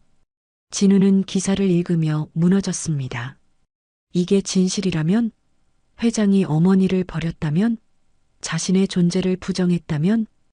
편의점 알바를 가려고 나섰지만 사장님이 난처한 표정으로 말했습니다. 진우야, 미안한데 당분간 좀 쉬는 게 어떨까? 손님들이 자꾸 물어보고 가게 앞에 사람들 몰려들고 장사가 안 돼. 진우는 알바를 잃었습니다. 배달 알바도 마찬가지였어요. 업체에서 연락이 왔습니다. 리뷰가 너무 안 좋다고, 손님들이 진우를 거부한다고, 죄송하지만 계약을 해지하겠다고 말했어요. 진우는 수입원을 잃었습니다. 이번 달 월세도 못 낼 판이었어요. 하지만 그보다 더 큰 문제가 있었습니다. 진실을 알아야 했거든요. 저녁에 진우는 어머니에게 전화를 걸었습니다. 더 이상 피할 수 없었어요. 어머니는 울고 있었습니다. 뉴스를 봤던 거예요. 어머니가 떨리는 목소리로 말했습니다. 진우야, 엄마가 미안해. 숨겼어. 너한테 말 못했어. 그 사람이 내 외할아버지야. 진우는 전화기를 놓칠 뻔했습니다. 확인됐어요. 어머니가 직접 인정했습니다. 왜요? 왜 숨긴 거예요? 진우가 소리쳤습니다. 어머니는 한참 동안 울다가 말했어요. 창피했어. 버림받은 게, 내가 거부당한 아이라는 게. 그래서 숨겼어. 그 순간 진우의 세계가 무너졌습니다. 어머니의 고백 이후 진우는 이틀 동안 방에서 나오지 않았습니다. 핸드폰은 꺼버렸고 문을 두드리는 소리도 무시했어요. 먹지도 자지도 않았습니다. 그냥 천장만 바라보며 누워 있었죠. 머릿속은 텅 비어 있었지만 동시에 너무 복잡했습니다. 자신은 누구인가? 강진우인가 아니면 한태준의 손자인가? 가난한 대학생인가 아니면 재벌가에 숨겨진 핏줄인가? 영웅인가? 사기꾼인가? 답을 찾을 수 없었습니다. 모든 정체성이 흔들렸어요. 24년 동안 믿어왔던 자신의 모습이 거짓말처럼 느껴졌죠. 셋째 날 아침 우식이 문을 두드렸습니다. 밥이라도 먹으라고, 이러다 죽겠다고, 제발 문 좀 열라고 애원했어요. 진우는 마지못해 문을 열었습니다. 우식은 진우를 보자마자 깜짝 놀랐어요. 형? 완전 망가졌네. 진우의 얼굴은 수염이 덥수룩했고 눈은 충혈돼 있었습니다. 머리는 산발이었고 옷은 사흘째 같은 걸 입고 있었어요. 냄새도 났습니다. 우식이 편의점 도시락과 음료수를 내밀었습니다. 진우는 받지 않았어요. 먹고 싶지 않았거든요. 하지만 우식이 강제로 손에 쥐어줬죠. 형, 이러지 마. 다 지나갈 거야. 우식의 위로가 공허하게 들렸습니다. 지나간다고? 어떻게 지나가나? 자신의 정체성이 무너졌는데 어떻게 원래대로 돌아가나? 그날 오후 더 큰 사건이 터졌습니다. 진우의 핸드폰에 낯선 번호로 전화가 왔어요. 받지 않으려 했지만 계속 울렸습니다. 결국 받았죠. 서정훈 비서실장이었습니다. 목소리는 급박했어요.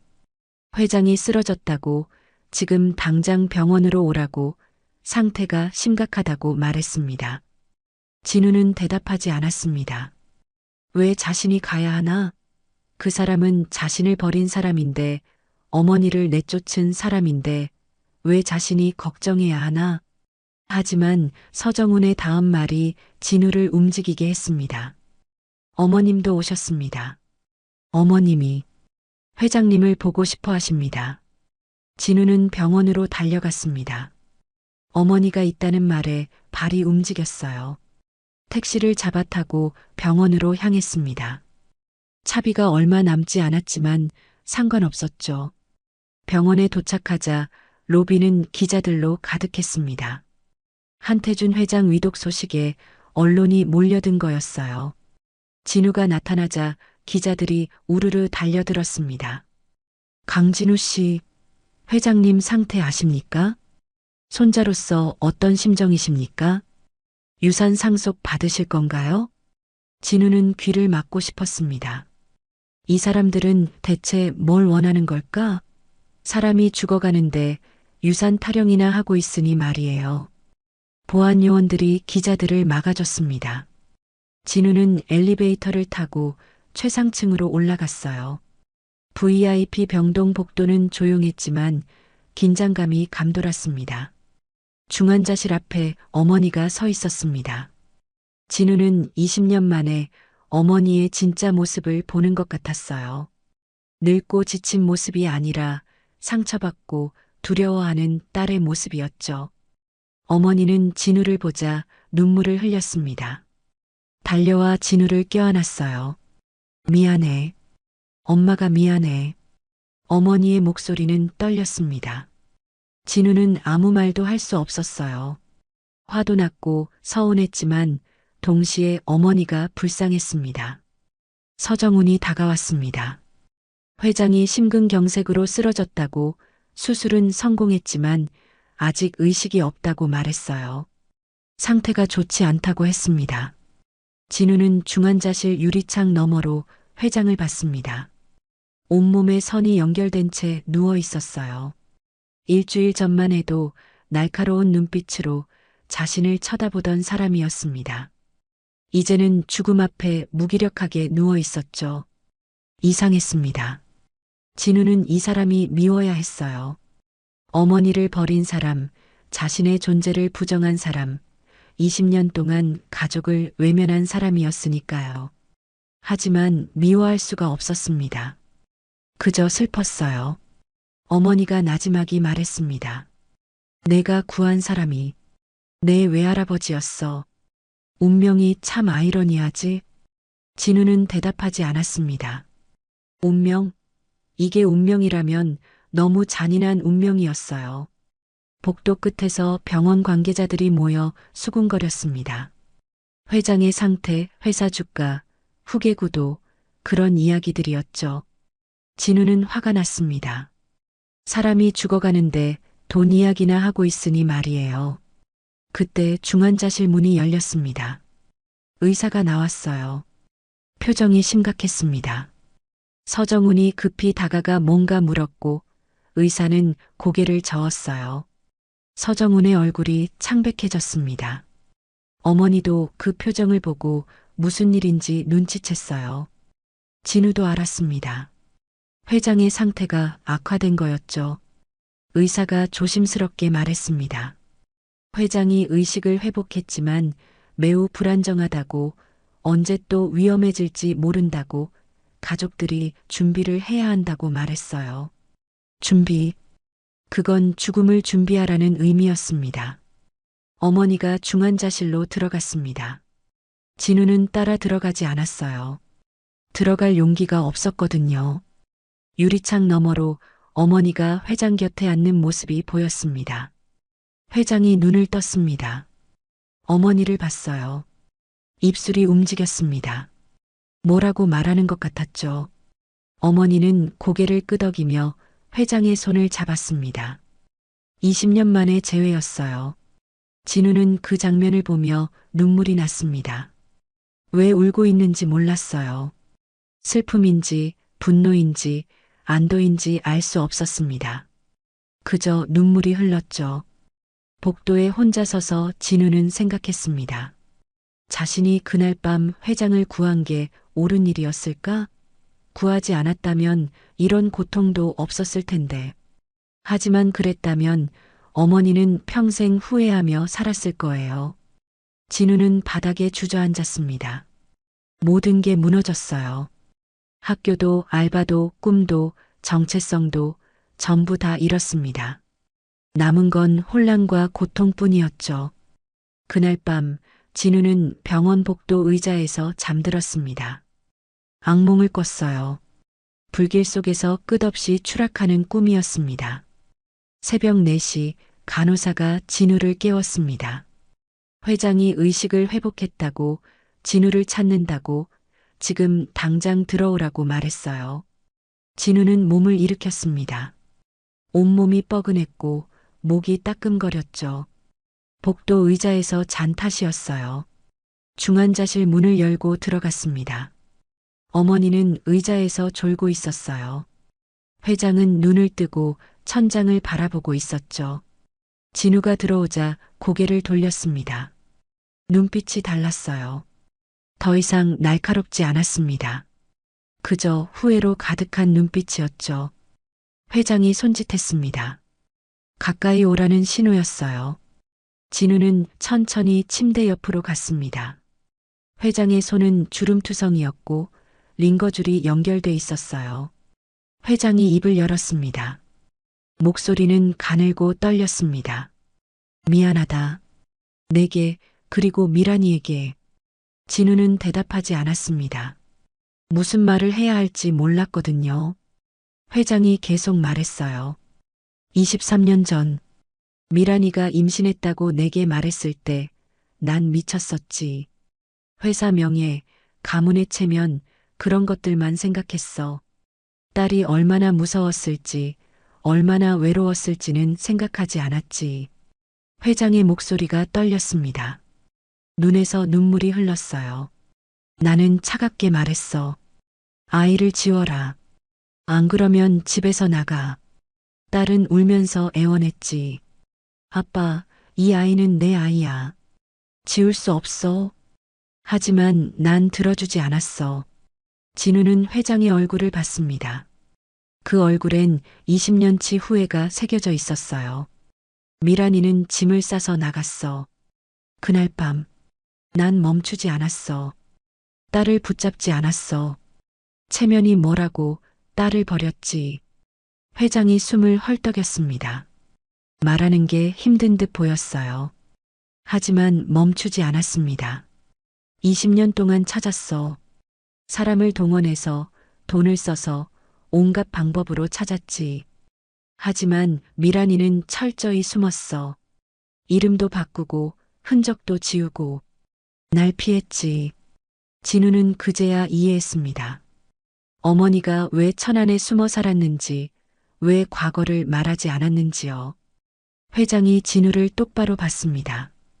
그러다 내가 나를 구했어. 처음 내 얼굴을 봤을 때 미란이가 보였어. 젊었을 때 미란이 얼굴이 내 얼굴에 있었지. 그래서 확인하고 싶었어. 내가 혹시 내 손자가 아닐까 하고. 진우의 심장이 빠르게 뛰었습니다. 회장이 계속 말했어요. 내 이름을 듣고, 어머니 이름을 듣고, 천안에 산다는 말을 듣고 확신했지. 내가 내 손자라는 걸. 그래서 집착했어. 널 붙잡고 싶었어. 미란이를 잃은 걸 내가 메워줄 거라고 생각했지. 진우는 화가 났습니다. 그래서 자신을 이용한 거냐고, 죄책감을 덜려고 자신을 붙잡은 거냐고 묻고 싶었어요. 하지만 입이 떨어지지 않았습니다. 회장이 손을 뻗었습니다. 진우의 손을 잡으려 했지만 진우는 피했어요. 회장의 손이 허공에서 떨렸습니다. 미안하다. 정말 미안하다. 난 나쁜 아버지였고 더 나쁜 할아버지야. 너희를 버렸어. 20년 동안 너희가 어떻게 살았는지도 모르고. 회장의 목소리가 잦아들었습니다. 숨을 쉬는 것조차 힘들어 보였어요. 내가 나를 구했을 때 난 깨달았어. 너는 나보다 훨씬 나은 사람이라는 걸, 남을 구할 수 있는 사람이라는 걸, 그런 손자를 둔 게 자랑스러웠어. 하지만 동시에 부끄러웠지. 난 가족도 못 구했는데 넌 남을 구했으니까. 진우는 눈물이 났습니다. 화도 났고 슬프기도 했어요. 이 사람을 미워해야 하는지 불쌍히 여겨야 하는지 알 수 없었습니다. 회장이 마지막으로 말했습니다. 부탁이 있어. 미란이를, 내 어머니를 용서해줘. 잘못은 내가 한 거야. 미란이는 용감했어. 널 지켰어. 20년 동안 혼자서 널 키웠어. 그걸 원망하지 마. 제발. 회장의 눈이 감겼습니다. 기력이 다한 듯 했어요. 심전도 소리가 불규칙해졌고 간호사들이 급히 들어왔습니다. 진우는 중환자실 밖으로 밀려났습니다. 의사들이 뛰어들어갔고 응급 처치가 시작됐어요. 진우는 유리창 너머로 그 모습을 봤습니다. 어머니가 깨어났습니다. 무슨 일이냐고 물었지만 진우는 대답할 수 없었어요. 그저 멍하니 서 있을 뿐이었죠. 복도는 조용했습니다. 새벽의 정적이 흘렀어요. 진우는 바닥에 주저앉았습니다. 회장의 말들이 머릿속을 맴돌았어요. 자신은 버림받은 아이였습니다. 태어나기도 전에 존재를 부정당한 아이였어요. 회장은 자신을 지우려 했고 어머니는 그걸 거부하며 도망쳤죠. 23년 동안 자신은 그 사실을 모르고 살았습니다. 어머니가 진우 옆에 앉았습니다. 아무 말도 하지 않았어요. 그저 곁에 있어줬죠. 진우는 어머니의 어깨에 머리를 기댔습니다. 어머니가 진우의 등을 쓰다듬었어요. 미안해, 진우야. 엄마가 너한테 짐을 지운 거야. 어머니의 목소리는 떨렸습니다. 진우는 고개를 저었어요. 어머니 잘못이 아니었습니다. 누구의 잘못도 아니었어요. 그저 불행한 운명이었죠. 엄마, 난 엄마 아들로 태어나서 행복했어요. 가난했지만 힘들었지만 엄마가 있어서 행복했어요. 진우의 말에 어머니가 울음을 터뜨렸습니다. 모자는 복도에서 한참을 울었어요. 20년치 눈물을 쏟아냈습니다. 해가 떠올랐습니다. 병원 창으로 아침 햇살이 들어왔어요. 긴 밤이 지나가고 있었습니다. 진우는 일어섰습니다. 이제 선택해야 했어요.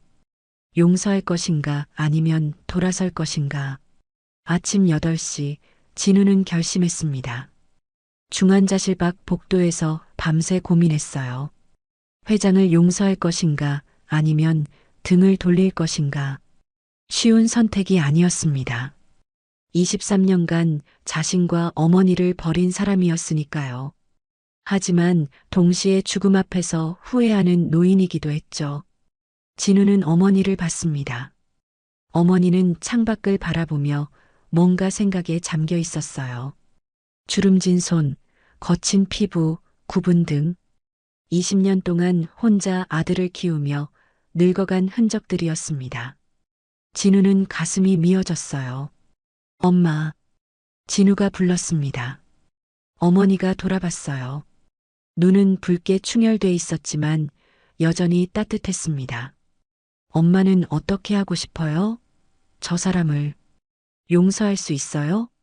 진우의 질문에 어머니는 한참 동안 침묵했습니다. 그리고 나지막이 말했어요. 용서라는 게 쉽지 않더라. 20년을 미워하며 살았는데 하루아침에 풀리겠니? 하지만 진우야, 엄마는 이제 지쳤어. 미워하는 것도 원망하는 것도 다 지쳤어. 어머니의 목소리엔 깊은 피로가 묻어났습니다. 진우는 이해했어요. 증오는 사랑만큼이나 에너지가 드는 감정이었죠. 그럼 우리 다시 시작할 수 있을까요? 엄마와 저 그리고 저 사람도. 진우의 말에 어머니가 눈물을 흘렸습니다. 고개를 끄덕였어요. 그게 답이었습니다. 오전 10시 회장의 상태가 안정됐습니다. 의사는 고비를 넘겼다고 일주일 정도 안정을 취하면 회복할 수 있다고 말했어요. 진우는 안도했습니다. 아직 할 말이 남아 있었거든요. 서정훈 비서실장이 진우를 찾아왔습니다. 회장이 깨어나자마자 지시를 내렸다고, 기자회견을 열겠다고, 모든 걸 밝히겠다고 말했어요. 진우는 놀랐습니다. 회장이 스스로 진실을 밝히겠다는 건가요? 서정훈이 설명했습니다. 회장이 자신의 과거를 공개하고 딸을 버린 사실을 인정하고 손자를 찾은 경위를 밝히겠다고 했어요. 그리고 속죄의 방법으로 한 가지 프로젝트를 시작하겠다고 했죠. 희망하우스라는 이름입니다. 회장님이 처음 지으신 건물, 불탄 그 고시원 자리에 새 건물을 짓겠다고 하셨습니다. 미혼모와 청년들을 위한 무상주거시설로요. 서정훈의 말에 진우는 숨이 멎었습니다. 희망하우스? 자신이 졸업작품으로 준비하던 그 개념과 똑같았어요. 저소득층을 위한 따뜻한 주거 공간, 그게 바로 진우의 꿈이었죠. 그리고 회장님께서 진우 씨에게 설계를 맡기고 싶어 하십니다. 물론 전문가들이 도와드리겠지만 기본 콘셉트는 진우 씨가 정하셨으면 합니다. 진우는 당황했습니다. 자신에게 설계를 맡긴다고? 아직 졸업도 안 한 학생인데? 왜? 저한테요? 진우가 물었습니다. 서정훈이 답했어요. 회장님께서 말씀하셨습니다. 진짜 따뜻한 집이 뭔지 아는 사람은 그걸 필요로 했던 사람뿐이라고요. 진우 씨가 바로 그런 사람이라고 하셨습니다. 진우는 눈물이 났습니다. 회장이 자신을 이해하고 있었어요. 자신의 꿈을 알아봐 준 거였죠. 사흘 후 기자회견이 열렸습니다. 장소는 한빛건설 본사 대강당이었어요. 수백 명의 기자들이 몰려들었습니다. 회장은 휠체어에 앉아 단상에 올랐어요. 여전히 몸은 약했지만 눈빛만큼은 또렷했습니다. 진우와 어머니는 무대 뒤편에 서 있었습니다. 방송 중계가 시작됐고 회장이 입을 열었어요. 회장의 고백은 담담했습니다. 23년 전 딸이 임신했을 때 자신이 어떻게 반응했는지, 딸을 어떻게 내쫓았는지, 손자의 존재를 어떻게 부정했는지 모두 털어놨어요. 목소리는 떨렸지만 멈추지 않았습니다. 저는 비겁한 아버지였습니다. 체면과 명예 때문에 피를 저버렸습니다. 그 결과 제 딸은 20년을 울며 살았고 제 손자는 가난 속에서 자랐습니다. 회장의 고백에 기자들이 웅성거렸습니다. 카메라 플래시가 터졌어요. 하지만 회장은 계속했습니다. 그런데 그 손자가 저를 구했습니다. 불길 속에서 저를 구해냈습니다. 제가 버린 아이가 저를 구했습니다. 회장의 목소리가 떨렸습니다. 눈물이 흘렀어요. 저는 용서받을 자격이 없습니다. 하지만 속죄는 하고 싶습니다. 그래서 오늘 발표합니다. 미란재단을 설립하겠습니다. 제 딸 이름으로 만드는 재단입니다. 그리고 첫 번째 프로젝트로 희망하우스를 짓겠습니다. 회장이 희망하우스 계획을 설명했습니다. 부천의 고시원 자리에 3층짜리 건물을 짓고 미혼모와 청년들에게 무상으로 제공하겠다고 했어요. 단순한 주거 공간이 아니라 자립을 돕는 복합시설로 만들겠다고 했습니다. 설계는 제 손자 강진우가 맡을 것입니다. 그 아이는 건축학도입니다. 그리고 진짜 따뜻한 집이 뭔지 아는 사람입니다. 회장이 무대 뒤를 봤습니다.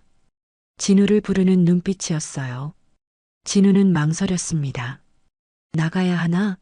어머니가 진우의 등을 밀었어요. 가, 내 꿈이잖아. 진우는 무대로 걸어 나갔습니다. 조명이 눈부셨고 카메라가 자신을 향했어요. 기자들이 웅성거렸습니다. 진우는 회장 옆에 섰어요. 회장이 진우의 손을 잡았습니다. 떨리는 손이었지만 따뜻했어요. 이 아이가 제 손자입니다. 자랑스러운 손자입니다. 회장의 말에 플래시가 쏟아졌습니다. 진우는 눈부셨지만 피하지 않았어요. 이제 숨지 않기로 했으니까요. 기자회견이 끝나고 진우는 어머니와 함께 병원으로 돌아왔습니다. 회장은 지쳐서 잠들었어요. 진우는 회장의 손을 잡았습니다. 할아버지, 이제 시작이에요. 진우의 속삭임에 회장이 희미하게 미소 지었습니다. 부천의 그 낡은 고시원 자리엔 이제 새하얀 3층 건물이 서 있었어요. 희망하우스였습니다. 진우가 설계하고 회장이 지원하고 수많은 사람들이 힘을 모아 완성한 건물이었죠. 건물은 단순했지만 따뜻했습니다. 외벽은 흰색이었지만 곳곳에 파스텔 톤의 포인트가 있었어요. 창문은 크고 넓어서 햇빛이 잘 들어왔죠. 옥상엔 작은 정원이 있었고 1층엔 공용 주방과 상담실이 있었습니다. 진우가 가장 신경 쓴 부분은 현관 옆 벽이었습니다. 거기엔 불에 탄 벽돌이 그대로 남아 있었어요. 화재 때 타버린 옛 고시원의 벽돌을 일부러 보존한 거였죠. 사람들이 물었습니다. 왜 흉터를 남겨두느냐고, 새 건물인데 왜 옛것을 붙여놓느냐고요. 진우는 대답했습니다. 상처도 기억의 일부라고, 지우는 게 아니라 기억하면서 치유해야 한다고 말했어요. 그래야 진짜 회복이라고 했죠. 회장은 그 말을 듣고 한참을 울었습니다.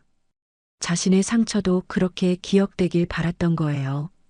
건물 중앙 복도엔 문구가 새겨져 있었습니다. 진우가 직접 쓴 글귀였어요. 집은 벽이 아니라 서로의 마음으로 지어지는 것이다. 단순하지만 진우의 철학이 담긴 문장이었죠. 개관식 날이 왔습니다. 2월의 차가운 날씨였지만 하늘은 맑았어요. 사람들이 모여들었습니다. 기자들, 지역 주민들, 미혼모 단체 관계자들, 그리고 희망하우스에 입주할 청년들이었죠. 회장은 휠체어에 앉아 있었습니다. 1년 전보다 훨씬 나아 보였어요. 재활 치료를 받으며 조금씩 회복했거든요. 완전히 건강해지진 않았지만 표정만큼은 평온했습니다. 어머니 미란이 휠체어를 밀고 있었어요. 1년 동안 두 사람은 천천히 관계를 회복했습니다. 처음엔 어색했습니다. 20년의 공백은 쉽게 메워지지 않았어요. 서로 할 말이 너무 많았지만 동시에 아무 말도 할 수 없었죠. 하지만 시간이 지나며 조금씩 나아졌습니다. 일주일에 한 번씩 만나 식사를 하고 산책을 하고 이야기를 나눴어요. 회장은 미란에게 20년치 이야기를 들었습니다. 혼자 아이를 낳고 식당에서 일하고 청소 알바를 하며 아들을 키운 이야기를요. 미란은 회장에게 자신의 삶이 불행하지 않았다고 말했어요. 힘들었지만 진우가 있어서 행복했다고 했죠. 회장은 미란에게 사과했습니다. 100번도 넘게 사과했어요. 미란은 처음엔 받아들이지 않았습니다. 사과만으론 부족했거든요.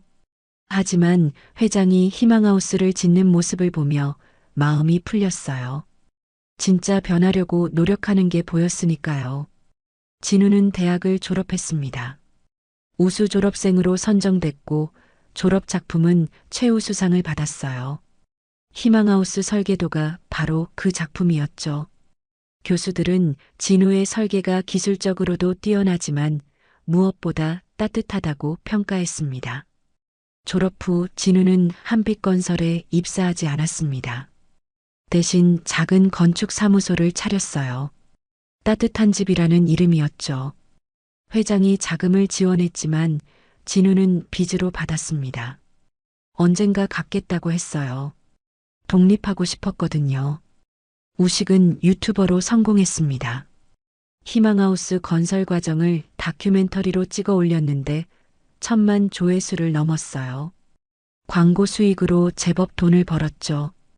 우식은 그 돈의 일부를 희망하우스에 기부했습니다. 진우가 고맙다고 하자 우식은 웃으며 말했어요. 형 덕분에 인생 바뀌었다고, 이 정도는 당연하다고요. 박금자 간호사는 희망하우스 상담사로 일하게 됐습니다. 회장이 제안했어요. 사람들 이야기 잘 듣는다고, 따뜻한 성격이라고, 이곳에 딱 맞는 사람이라고 했죠. 금자는 좋아하며 받아들였습니다. 자신도 누군가를 돕고 싶었거든요. 이경숙 고시원 관리인은 희망하우스 관리인이 됐습니다. 나이가 많지만 일은 정확했고 무엇보다 청년들을 아끼는 마음이 있었어요. 이제 낡은 고시원이 아니라 새 건물을 관리하게 된 거였죠. 개관식이 시작됐습니다. 회장이 단상에 올라 인사말을 했어요. 목소리는 여전히 떨렸지만 단호했습니다. 이 건물은 제 속죄입니다. 하지만 동시에 희망이기도 합니다. 제가 버린 사람들을 위한 집입니다. 미혼모, 청년, 가난한 사람들 모두 환영합니다. 회장의 말에 박수가 터졌습니다.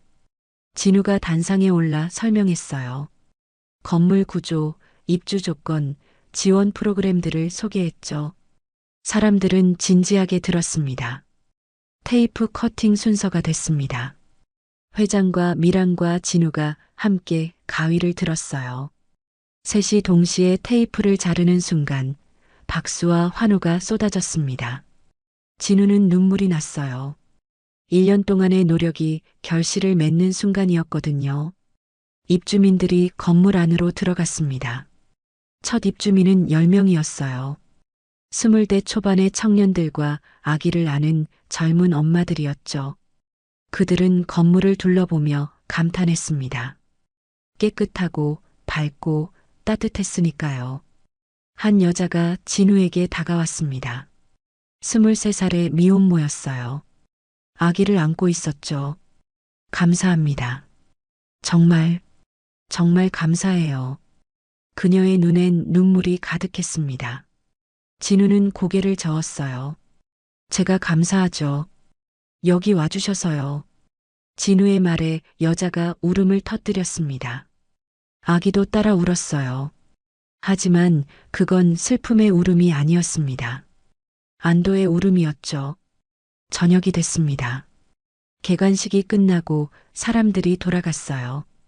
진우와 회장과 미라는 건물 옥상 정원에 올라갔습니다. 부천 시내가 한눈에 보였어요. 석양이 지고 있었죠. 회장이 진우의 어깨에 손을 올렸습니다. 고맙다, 진우야. 내 덕분에 할아버지가 진짜 집을 지었구나. 진우는 회장을 봤습니다. 그 눈엔 평화가 있었어요. 아니에요, 할아버지. 우리가 함께 지은 거예요. 셋은 석양을 바라봤습니다. 무너졌던 가족이 다시 섰어요. 완벽하진 않았지만 함께였습니다. 그걸로 충분했죠. 3개월 후 진우는 다시 그 자리에 섰습니다. 희망하우스 현관 앞이었어요. 불에 탄 옛 벽돌이 그대로 남아있는 그 자리였죠. 진우는 벽돌을 만졌습니다. 거칠고 검게 그을린 표면이 손끝에 닿았어요. 1년 전 그날 밤이 떠올랐습니다. 불길이 치솟던 복도, 연기로 가득한 방, 쓰러져 있던 노인. 그날 진우는 선택했어요. 도망칠 수도 있었지만 되돌아갔죠. 누군가를 구하기 위해서요. 그 선택이 옳았을까요? 1년 동안 진우는 수없이 물었습니다. 고통도 있었고, 혼란도 있었고, 절망도 있었어요. 하지만 지금 이 자리에 서서 보니 알 수 있었습니다. 옳았다고요. 건물 안에서 웃음소리가 들렸습니다. 입주민들이었어요. 청년들은 공용 주방에서 함께 요리를 하고 젊은 엄마들은 아기를 돌보며 이야기를 나눴죠. 옥상 정원에선 노인들이 텃밭을 가꾸고 있었습니다. 모두가 자신의 자리를 찾아가고 있었어요. 진우는 2층 상담실로 올라갔습니다. 박금자 상담사가 한 젊은 여자와 대화하고 있었어요. 여자는 울고 있었지만 금자는 따뜻하게 손을 잡아주고 있었죠. 진우는 방해하지 않고 조용히 지나갔습니다. 3층 복도에는 이경숙 관리인이 청소를 하고 있었습니다. 진우를 보자 환하게 웃으며 인사했어요. 건물이 깨끗하게 유지되는 건 이경숙 덕분이었죠. 진우는 고맙다고 인사했습니다. 옥상으로 올라갔습니다. 회장이 휠체어에 앉아 정원을 바라보고 있었어요. 옆엔 어머니 미란이 있었죠. 두 사람은 나란히 석양을 보고 있었습니다. 진우는 두 사람 곁으로 갔어요. 할아버지, 엄마. 진우가 부르자 두 사람이 돌아봤습니다. 회장은 이제 많이 나아 보였어요. 재활 치료 덕분에 조금씩 걸을 수도 있었죠. 표정은 평온했고 눈빛엔 후회 대신 감사가 담겨 있었습니다. 진우야, 오늘 건축사무소는 어땠니? 어머니가 물었습니다. 진우는 좋았다고, 새 프로젝트 의뢰가 들어왔다고 대답했어요. 저소득층 청년을 위한 공동주택 설계였죠. 진우의 꿈이 조금씩 현실이 되고 있었습니다. 회장이 진우를 봤습니다. 눈가에 주름이 깊었지만 미소는 따뜻했어요. 내가 구한 게 나만이 아니었구나. 회장의 말에 진우는 고개를 갸우뚱했습니다. 무슨 의미인지 몰랐거든요. 회장이 설명했어요. 넌 그날 밤 나를 구했지만 동시에 우리 가족도 구했어.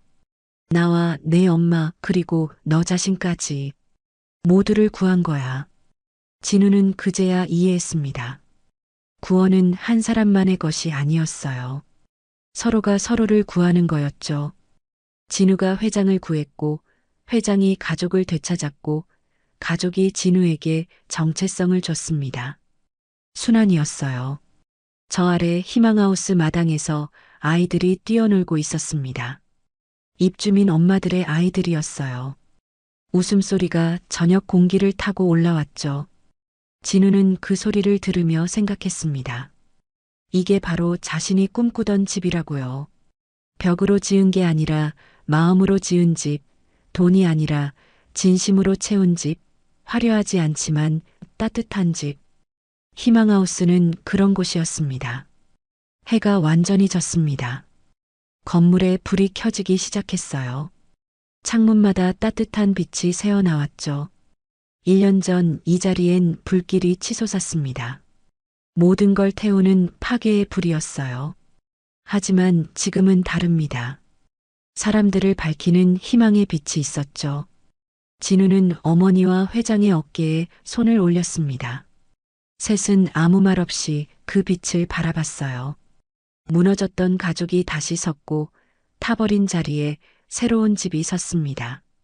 완벽하진 않았지만 함께였어요. 진우는 중얼거렸습니다. 불은 모든 걸 태웠지만 그 자리에 더 따뜻한 빛이 남았네요. 회장이 고개를 끄덕였습니다. 그래, 빛은 원래 그런 거란다. 가장 어두운 곳에서 가장 밝게 빛나는 법이지. 셋은 희망하우스를 내려다봤습니다. 그곳엔 새로운 시작들이 있었어요. 상처에서 회복으로, 절망에서 희망으로, 외로움에서 연결로 나아가는 사람들이 있었죠. 진우는 알았습니다. 그날 밤 자신의 선택이 옳았다는 것을요. 누군가를 구한다는 건 단지 생명을 살리는 게 아니었어요. 잃었던 마음을 되찾는 일이었죠. 그리고 그 마음이 모여 집이 되고 집이 모여 희망이 됐습니다. 희망하우스의 현판이 저녁빛에 반짝였습니다. 무너졌던 가족이, 타버린 자리가, 상처받은 사람들이 모두 한 지붕 아래 새로운 삶을 시작하고 있었어요. 오늘의 사연이 작은 울림이 되었다면 앞으로도 위로와 공감이 될 이야기를 전할 수 있도록 구독과 좋아요로 응원해주세요. 댓글로 남겨주시는 당신의 한마디는 누군가의 삶을 바꾸는 기적이 됩니다. 일상에 행복을 가득하기를 바랍니다.